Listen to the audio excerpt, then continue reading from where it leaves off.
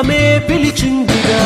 ఎన్నడూ నిన్ను మరువనిది, ఎప్పుడు నిన్ను విడువనిది. ఓ ప్రేమని తన ప్రేమని నీ కోసమే దాచిందిగా. గురుతైనది గాయమై మరి వేచినది.